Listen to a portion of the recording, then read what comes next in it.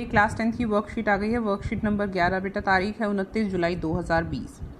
गणित की वर्कशीट है। गणित की वर्कशीट में हम लोगों ने कहा था रैखिक समीकरण जो दो चर वाले हैं उसको हल करने की दो विधियां होती हैं।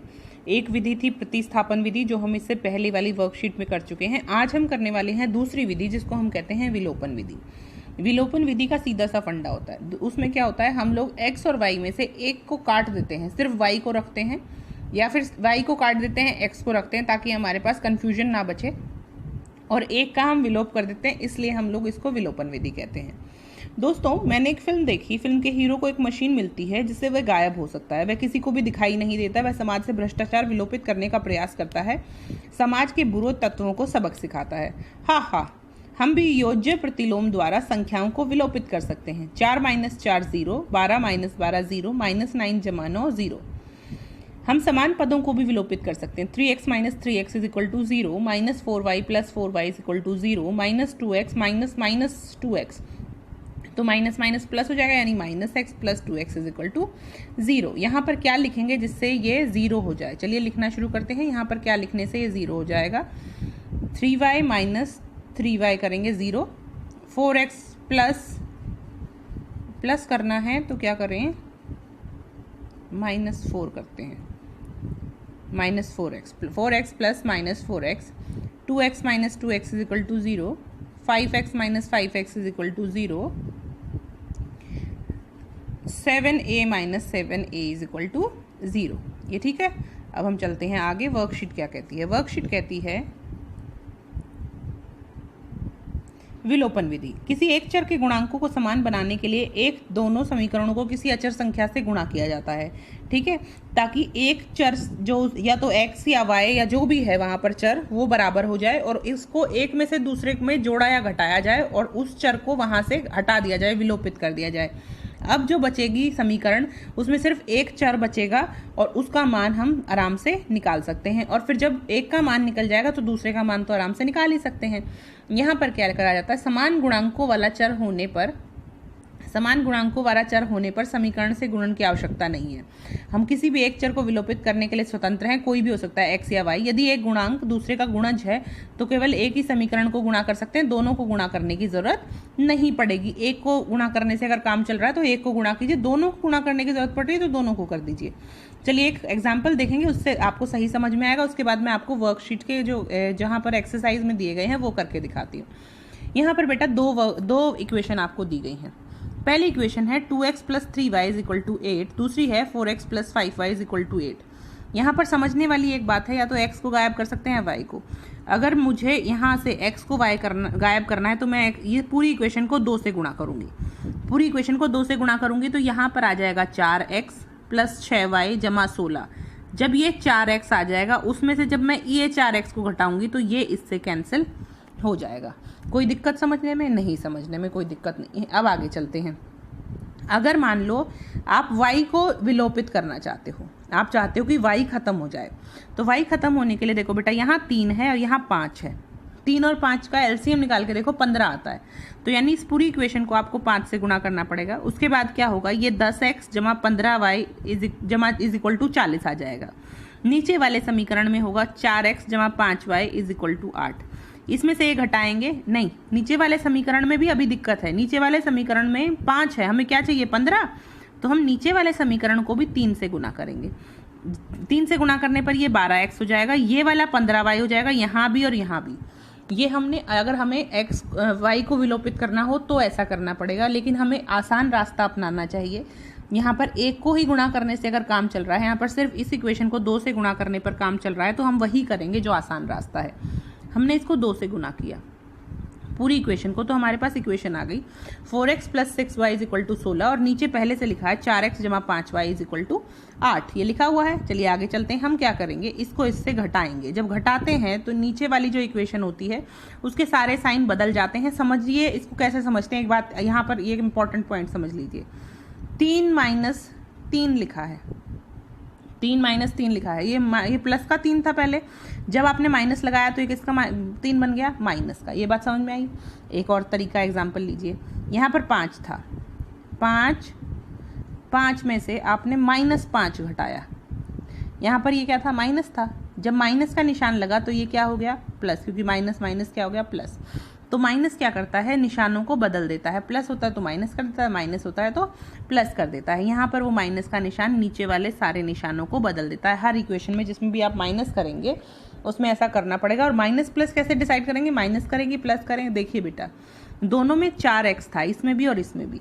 अगर हम जमा करते तो ये 8x हो जाता है ना। हमें 8x नहीं चाहिए, हमें इसको विलोपित करना है। तो हमें क्या करना पड़ेगा, इसमें से ये घटाना पड़ेगा ताकि एक विलोपित हो जाए। कोई दिक्कत समझने में नहीं है। चलिए आगे चलते हैं। वर्कशीट के सारे सवाल मैं आपको सॉल्व करके दिखाती हूँ। चलिए एक बार एक क्वेश्चन है यहाँ पर, वो और देख लेते हैं। क्वेश्चन कहता है, मीना के पास 2000 रुपये निकालने बैंक से गई। कैशियर ने 50 और 100 रुपये के नोट मांगे। उसके पास उसे कुल 25 नोट मिले। 50 और 100 रुपये के नोट ही कहा। उसने कहा मुझे या तो 50 में देना या 100 में देना, तो उसको 25 नोट मिले। तो माना x राशि के नोट थे x, माना x राशि के नोट यानी 50 रुपये वाले नोट थे x, 100 रुपये वाले नोट थे y। तो टोटल नोट कितने थे, 25, यानी कि x जमा y, दो टोटल नोटों की संख्या कितनी हो गई बेटा, 25 हो गई। अब अगली इक्वेशन कैसे बनाऊं मैं, एक समीकरण तो मैंने बना लिया भाई, x जमा वाई 25 होता है। दूसरा समीकरण मैं ऐसे बनाऊंगी बेटा, सारे नोट जो हैं उनको जोड़ने पर कितना आ रहा है, 2000 रुपये, क्योंकि उसको मिले कितने हैं, 2000 रुपये। तो जो x वाले 50 वाले नोट हैं उसकी कीमत कितनी है, 50x, है ना। 50 का एक नोट है तो 50 रुपये, 2 नोट है तो 100 रुपये, 3 नोट है तो 150 रुपये। तो 50 गुना जितनी भी संख्या है, तो संख्या हमने कितनी ली है, x। तो 50x जमा 100 रुपये वाले नोटों की जो संख्या है उसकी कीमत कितनी होगी, 100y। और टोटल कीमत कितनी है सारे नोटों की मिलाकर, 2000 रुपये। अब x है 50 रुपये वाले नोट और y है 100 रुपये वाले नोट। अभी मैं x और y आपको निकाल के बताती हूँ, फिर आप देखना कि 2000 रुपये बने कि नहीं बने। चलिए चलते हैं।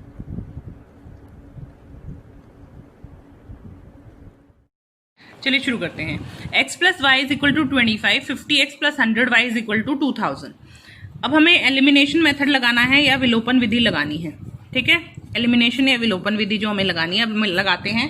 x plus Y is equal to 25 में या तो इसको 50 बनाओ x को, या फिर इसको 100 बनाओ 2000 इसको एलिमिनेट करने के लिए। या तो x एलिमिनेट करना पड़ेगा या y। तो हम क्या करते हैं, इसको 50 से मल्टीप्लाई कर देते हैं पूरी इक्वेशन को। तो ये क्या बन जाएगा, 50x plus 50y plus 50y is equal to 250 को 25 से करेंगे तो 1250, ठीक है। 50x plus 100y is equal to 2000, ठीक है। हम क्या करेंगे, इसमें से ये माइनस करेंगे तो ये एलिमिनेट हो जाएगा। यहाँ बचेगा माइनस का 50y, क्योंकि 100 माइनस का है, 50 प्लस का है, इज इक्वल टू, यहाँ पर माइनस आएगा और ये आएगा माइनस 750। ये इससे कैंसिल हो जाएगा, y हो जाएगा 15, 750 डिवाइडेड बाई 50 15।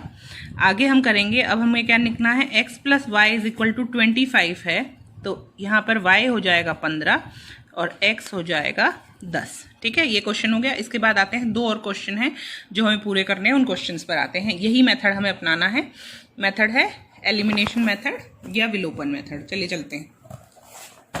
मेथड कहता है, अगला क्वेश्चन कहता है 3x plus 4y is equal to 10, x minus Y is equal to 1।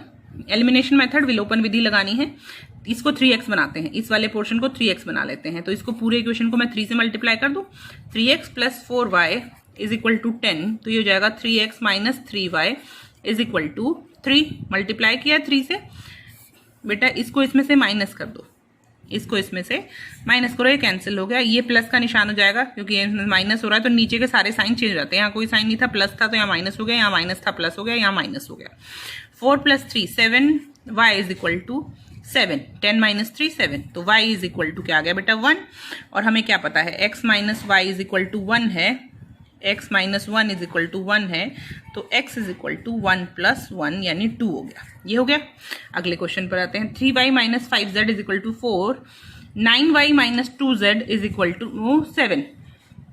3 है, यहाँ 9 है, इसको 9 बनाना आसान होगा, करें। 9y 3 से मल्टीप्लाई किया, 9y minus 15z is equal to 12, ये हो जाएगा 9y minus 2z is equal to 7। Minus करो बेटा इसमें से, ये इसका साइन चेंज, इसका साइन चेंज, यहाँ बचा 5, यहाँ बचा 13, ये इससे कैंसिल हो गया। z is equal to 5/13। z is equal to 5/13 equation कहती है 3y minus 5z is equal to 4. Wait a moment, let me check the question again. यहाँ पर इसकी वैल्यू निकाल देते हैं पहले। 3y minus 5 into 5/13 is equal to 4। तो 3y minus 25/13 is equal to 4। तो 3y is equal to 4 plus 25/13। तो ये हो जाएगा बेटा 77/13 इज इक्वल टू 3y। 3/1 उधर जाएगा तो ये हो जाएगा 1/3। तो ये हो जाएगा 77/39। यहाँ पर y की वैल्यू हो जाएगी 77/39। ये ठीक है, चलिए चलते हैं।